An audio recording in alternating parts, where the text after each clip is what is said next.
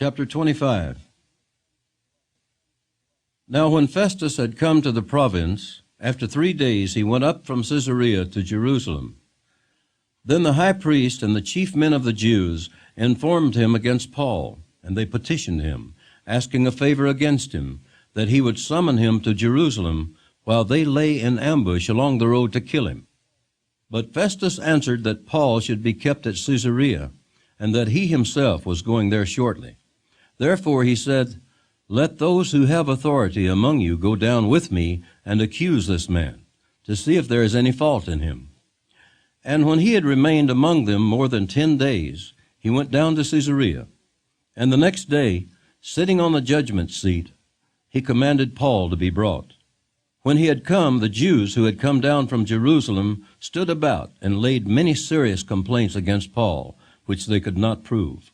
While he answered for himself, "Neither against the law of the Jews, nor against the temple, nor against Caesar have I offended in anything at all." But Festus, wanting to do the Jews a favor, answered Paul and said, "Are you willing to go up to Jerusalem and there be judged before me concerning these things?" So Paul said, "I stand at Caesar's judgment seat, where I ought to be judged. To the Jews I have done no wrong, as you very well know. For if I am an offender, or have committed anything deserving of death, I do not object to dying. But if there is nothing in these things of which these men accuse me, no one can deliver me to them. I appeal to Caesar." Then Festus, when he had conferred with the council, answered, "You have appealed to Caesar. To Caesar you shall go." And after some days King Agrippa and Bernice came to Caesarea to greet Festus. When they had been there many days, Festus laid Paul's case before the king, saying, "There is a certain man left a prisoner by Felix, about whom the chief priests and the elders of the Jews informed me when I was in Jerusalem, asking for a judgment against him. To them I answered, 'It is not the custom of the Romans to deliver any man to destruction before the accused meets the accusers face to face, and has opportunity to answer for himself concerning the charge against him.' Therefore, when they had come together without any delay, the next day I sat on the judgment seat and commanded the man to be brought in.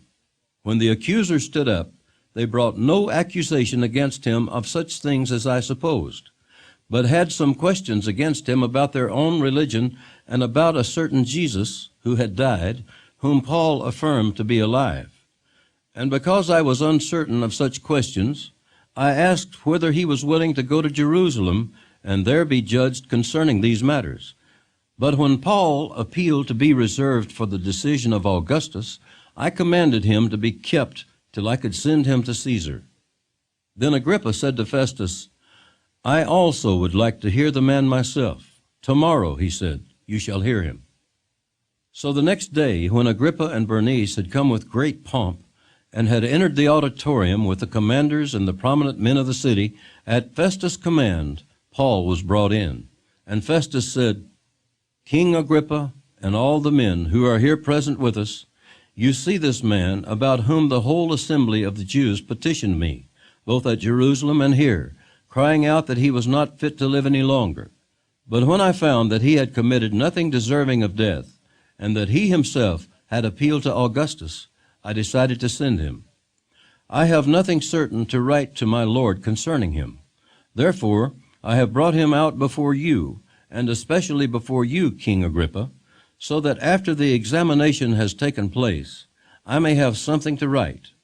For it seems to me unreasonable to send a prisoner and not to specify the charges against him."